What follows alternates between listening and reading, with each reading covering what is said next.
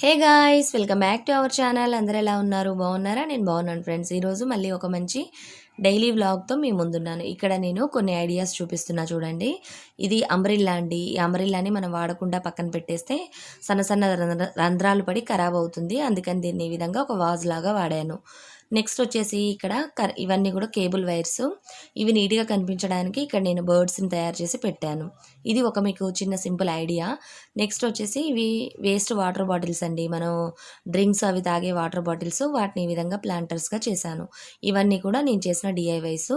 ఈరోజు వచ్చేసి ఇక్కడ నేను కొన్ని క్లీనింగ్ని మీతో షేర్ చేస్తున్నాను. కొంచెం క్లీనింగ్ని ఎప్పుడు చేసే రెగ్యులర్ పని కాకుండా ఈరోజు మళ్ళీ నేను డస్టింగ్ చేశాను. ఇక్కడ ఏంటంటే ఈ బెడ్షీట్ల మీద పిల్లలు తిని అవి ఇవి పడేస్తూ ఉంటారు కదా, అవన్నీ కూడా మనం కిందికి పడేసి క్లీన్ చేస్తూ ఉంటాము. అయినా కానీ వాటి మీద మెత్తటి దుమ్ము లాంటిది ఉంటుంది. అందులోనూ ఈరోజు నేను మళ్ళీ డీప్ క్లీనింగ్ లాగా చేశాను అనమాట. వీక్లీ వన్స్ ఒకసారి మొత్తం కూడా ఫ్లవర్స్, తర్వాత వాల్స్ అవన్నీ కూడా క్లీన్ చేస్తూ ఉంటానండి నేను. ఎందుకంటే మాకు ఇదే రూమ్లో ఏసీ ఉంటుందన్నమాట.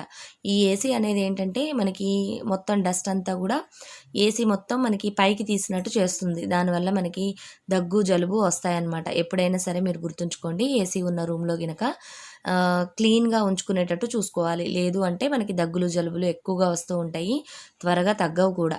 అందులోనూ ఈరోజు నేను ఇక్కడ వాల్స్ ఇవన్నీ కూడా క్లీన్ చేస్తున్నాను కదా.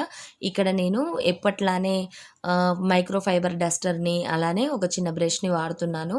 ఇవి గోడల మీద కాబట్టి మనం వ్యాక్యూమ్ క్లీనర్తో కూడా క్లీన్ చేయొచ్చండి. కాకపోతే ఇవన్నీ నేను స్టిక్ చేశాను కదా, అంటించాను. మనం వ్యాక్యూమ్ క్లీనర్ ఏంటంటే ఫోర్స్గా ఉంటుంది, గాలి ఎక్కువ వస్తుంది, ఊడిపోతాయి అవన్నీ. అందుకని నేను ఇక్కడ విడిగా క్లీన్ చేసుకుంటున్నాను. అందులోనూ నేను వ్యాక్యూమ్ క్లీనర్ని డైలీ వాడుతూ ఉంటానండి. వ్యాక్యూమ్ క్లీనర్ ఉన్న వాళ్ళైతే తప్పకుండా వాడండి. సౌండ్ వస్తుందని, వేడిగాలు వస్తుందని దాన్ని పక్కన పడేయద్దు. దానివల్ల మనకి ఫ్లోర్ అదంతా కూడా చాలా క్లీన్గా ఉంటుంది.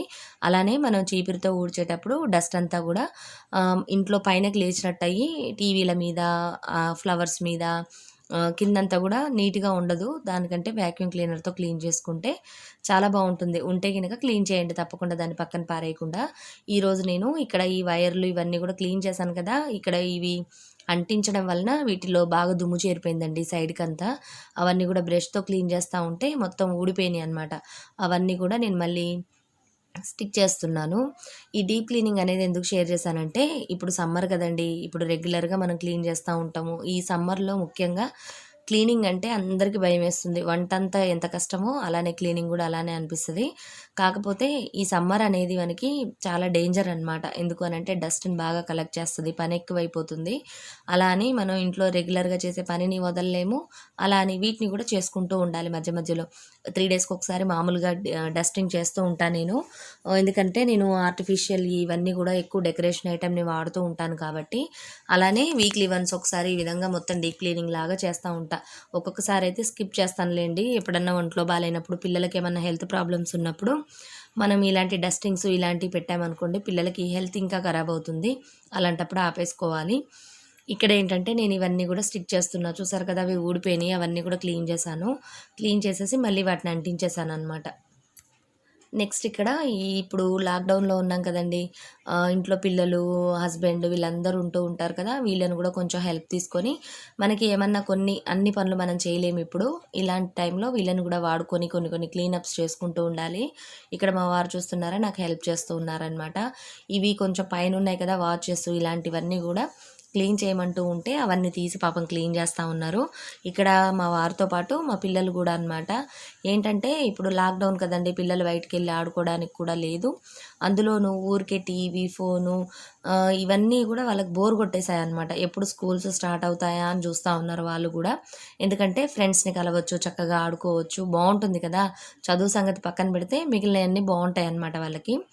అదే అనుకుంటున్నా నేను కూడా. ఎప్పుడు హాలిడేస్ వచ్చినా సెలవులు అప్పుడే అయిపోతున్నాయి అనేవాళ్ళు. ఈసారి ఏంటంటే హాలిడేస్ కాబట్టి, అందులోనూ బయటికి ఎటు వెళ్ళడానికి లేదు. వాళ్ళకి బోర్ కొట్టేసింది అనమాట. స్కూల్స్ ఎప్పుడు స్టార్ట్ అవుతాయా అని ఎదురు చూస్తూ ఉన్నారు. ఇక్కడ నేనేంటంటే పిల్లల హెల్ప్ కూడా తీసుకున్నాను అనమాట. బెడ్షీట్స్ అలాంటివన్నీ వాళ్ళు అందించడం, పిల్లో కవర్స్ వేయడం, ఇలాంటివన్నీ కూడా కొన్ని పనులు వాళ్ళకు కూడా అప్పచెప్పాను. ఇక్కడ ఏంటంటే ఈ షోకేస్ ఇవన్నీ కూడా మొత్తం క్లీన్ చేస్తున్నానండి. ఇక్కడ అన్నీ కూడా నేను స్టిక్ చేశాను. ఇక్కడ చూసారా, ఇక్కడ కొన్ని ఏంటంటే నేను ఒక చిన్న పైపింగ్ లాగా వస్తుంది కదా మన షెల్ఫ్లకి వీటికి, దాని మీద ఇక్కడ నేను లైట్స్ పెట్టాను అనమాట. ఇవి బ్యాటరీ ఆపరేటెడ్ అండి. ఇవి ఎలా అంటించానంటే ఇక్కడ ఫెవిబాండ్ పెట్టి అంటించేసి బ్యాటరీ ఆపరేటెడ్ కాబట్టి అక్కడ స్విచ్ బోర్డులు ఉన్నా లేకపోయినా మనం వాడుకోవచ్చు వాటిని. ఎప్పుడైనా అకేషన్స్ ఉన్నప్పుడు ఈవినింగ్ టైంలో మనం వేస్తే చాలా బాగుంటాయి. ఇప్పుడు నాది డస్టింగ్ అంతా అయిపోయిందండి. ఇక వ్యాక్యూమ్ క్లీనింగ్ చేసేసుకుంటున్నాను కింద.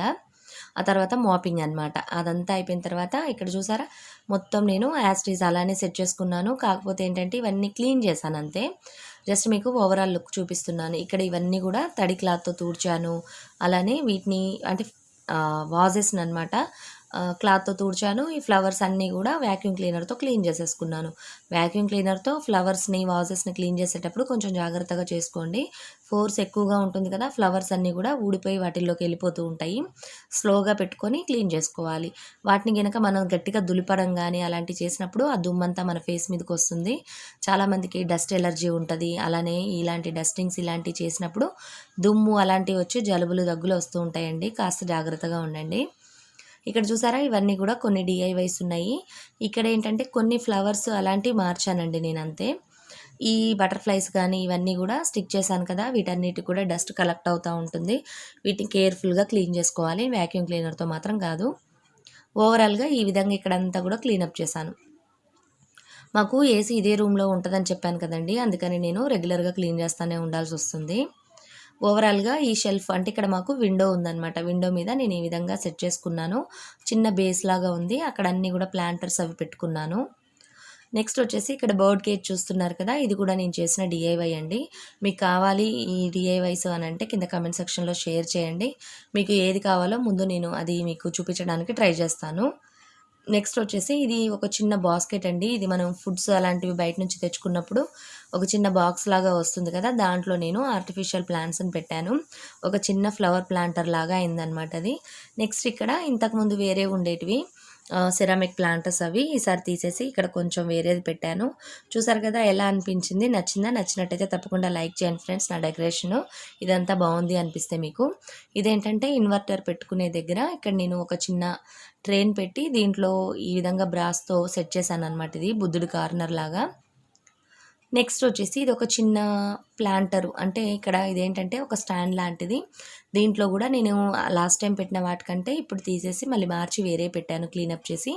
ఇది చూసారా చిన్న పిగ్గీ బొమ్మ, ఇది పిల్లలు ఆడుకునే టాయ్స్ అండి. ఇవన్నీ కూడా మనం డెకరేషన్కి వాడుకోవచ్చు. కొన్ని కొన్ని చూడడానికి చాలా ప్రిటీగా ఉంటాయి. వాళ్ళు ఆడుకున్నంతసేపు ఆడుకుంటారు, తర్వాత అలా డెకరేట్ చేసుకోవచ్చు. నెక్స్ట్ ఇక్కడ నేను మీకు ఒక రెసిపీని చూపిస్తున్నానండి. ఇదేంటంటే పిల్లలు కూడా చేసుకునే అంత సింపుల్ రెసిపీ అనమాట. ఇక్కడ మా తన్మయ్య చేస్తుంది. ఇవి పుట్నాలు. ఈ పుట్నాల్ని మనం దీంట్లో కొంచెం సాల్ట్ వేసుకొని మసాలా పుట్నాల్లాగా చేసుకుంటే హెల్త్కి కూడా మంచిదండి. ఎప్పుడన్నా మనకు చేతగానప్పుడు పిల్లలు వాళ్ళంతట వాళ్ళనే చేసుకునేటట్టు చేయడానికి వాళ్ళకి నేర్పించే ఒక మంచి రెసిపీ అనమాట. ఇక్కడ పుట్నాలు తీసుకుని కొంచెం సాల్ట్ వేసుకొని అలానే కొద్దిగా కారం కూడా, అంటే మీరు కారం ఎక్కువగా తినే వాళ్ళైతే కొంచెం కారం ఎక్కువగా వేసుకోండి. ఇక్కడ పిల్లలకు కాబట్టి కొద్దిగా తక్కువగా వేసాము. నెక్స్ట్ వచ్చేసి ఇక్కడ ఆయిల్ అనమాట. ఇది వేడి చేసిన ఆయిల్ కాదండి, పచ్చిదే. మీరు పల్లి నూనె వాడితే పల్లి నూనె, లేదంటే సన్ఫ్లవర్ ఆయిల్ వాడితే సన్ఫ్లవర్ ఆయిల్, లేదంటే ఆలివ్ ఆయిల్ అయినా వాడచ్చు. ఈ విధంగా వేసుకొని దీన్ని బాగా కలుపుకోవాలి. ఇది పెద్దవాళ్ళైనా తినొచ్చండి, చాలా మంచిది హెల్త్కి. ఇంతకుముందు పెద్దవాళ్ళైతే వేయించిన పుట్నాలు, పల్లీలు, అలానే బఠానీలు ఇలాంటివి తింటూ ఉండేవాళ్ళు కదా. మన పిల్లలకైతే మనం ఇప్పుడు జీడిపప్పులు, బాదం పప్పులు, పిస్తా పప్పులు ఇలాంటివి పెట్టుకుంటున్నాము. ఏదో వెనకటి రోజుల్లో ఇలాంటివన్నీ ఏమీ లేవండి, చక్కగా సింపుల్గా అయిపోయేటి, తక్కువ రేటుతో. అలానే హెల్త్కి కూడా చాలా మంచి బెనిఫిట్స్ ఉండేటి వాళ్ళకి. ఇప్పుడు మనం అన్ని కాస్ట్లీగా ఆలోచిస్తున్నాము, పిల్లలకు కూడా కాస్ట్లీగా పెట్టాలని చూస్తున్నాము. బాదాంలు, జీడిపప్పులు ఎంత కాస్ట్ ఉన్నాయండి.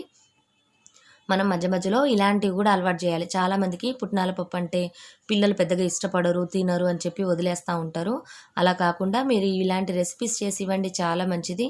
అందులోనూ పుట్నాల పప్పుల్లో బాదం పప్పులో ఉండే అన్ని విటమిన్స్ ఉంటాయంట, తెలుసా మీకు? తప్పకుండా ట్రై చేయండి ఈ రెసిపీ. ఇక్కడ కొన్ని ఉల్లిపాయలు కూడా వేసుకుందనమాట. ఫస్ట్ మనం ఉప్పు, కారం, ఉల్లిపాయలు, నూనె వేసుకొని ఈ విధంగా బాగా కలుపుకుంటే ఈ విధంగా అవుతుంది. దీంట్లో మీకు రుచికి తగ్గట్టుగా కొంచెం కొత్తిమీర, చాట్ మసాలా అలా కూడా వేసుకోవచ్చు.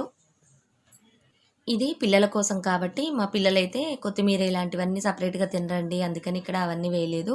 జస్ట్ సింపుల్‌గా చేసేసింది తన్మయ్ అనమాట. తను వాళ్ళ మామ చేస్తా ఉంటారనమాట ఎక్కువగా. అంటే మా తమ్ముడు చేస్తా ఉంటాడు. తనకిష్టం ఇది. అందుకని ఆ రెసిపీని ఈరోజు మీతో షేర్ చేస్తున్నాను. తప్పకుండా పిల్లలకి పెట్టండి. చాలా మంచిది హెల్త్‌కి. ఒకసారి తిన్నారంటే మళ్ళీ మళ్ళీ తింటారు. అంత బావుంటుంది. చూసారు కదా! ఇక తన్మయ్ వచ్చేసి ఈ విధంగా ఒక చిన్న రెసిపీని చూపిచ్చేసింది మీకు. నెక్స్ట్ ఇదిగోండి తింటుంది చూసారా తను? తనకి ఎంత ఇష్టమో విడిగా పుట్నాలిస్తే తినదండి. ఇలా అయితే తప్పకుండా తింటుంది. మీరు కూడా ట్రై చేసి చూసి ఎలా వచ్చింది ఏంటన్నది కింద కామెంట్ సెక్షన్‌లో షేర్ చేయడం అస్సలు మర్చిపోవద్దు. చేయాలనిపిస్తే షేర్ చేయండి. అలానే ఈ వీడియో గనుక నచ్చినట్టయితే లైక్ చేయండి ఫ్రెండ్స్. కొత్తగా చూసే వాళ్ళకి ఈ వీడియో గనుక నచ్చినట్టయితే సబ్స్క్రైబ్ చేసుకోండి నా ఛానల్‌ని. అలానే పక్కన ఒక బెల్ ఉంటుంది. దాన్ని కూడా యాక్టివేట్ చేసుకుంటే ఇలాంటి మరిన్ని మంచి వ్లాగ్స్‌ని నేను పోస్ట్ చేయంగానే మీరు వెతుక్కోకుండానే మీ ముందుంటాయన్నమాట. ఇక్కడొచ్చేసి నైట్ అనమాట ఇది. ఇక మేము డిన్నర్ అదంతా అయిపోయిన తర్వాత పిల్లలతో కాసేపు గేమ్స్ ఆడుతున్నాము. ఇప్పుడేంటంటే లాక్‌డౌన్ కదండీ! అందుకని పిల్లలకు కూడా బాగా బోర్‌గా ఉందని చెప్పేసి మళ్ళీ వాళ్ళిద్దరే ఆడుకున్న బోరే గదా! అందుకని ఇక మమ్మల్ని గూడా కూర్చోబెట్టేశారిక్కడ. మా వారేంటంటే ఏసీ కిందుండేసరికే చల్లగా ఉంది నేను ఆడను అని చెప్పి అంటూ ఉంటే, తన్మయ్ చూసారా ఏ విధంగా మొత్తం బెడ్‌షీట్‌నంతా చుట్టేసి "నువ్వు ఆడాల్సిందే డాడీ" అని చెప్పేసి అక్కడ వాళ్ళ డాడీని, నన్ను కూర్చోబెట్టేసింది. "మాతో మీరు ఆడరా? బోర్ కొడతా ఉంది మాకు మేమిద్దరమే ఆడుకొని" అని చెప్పేసి అంటా ఉంది. ఇక సరేలే మేము గూడా ఆడితే కాసేపు వాళ్ళు గూడా హ్యాపీగా ఫీల్ అవుతారని చెప్పేసి నేను మా వారు గూడా ఇది లూడో గేమ్ అంటండి. ఇది చాలా బావుంది గేమ్ అయితే. మధ్య మధ్యలో ఆడిపిస్తా ఉన్నాం. మరీ ఎక్కువగా ఆడిపించొద్దులేండి. ఎలా అనిపించింది ఈ వీడియో నచ్చిందా?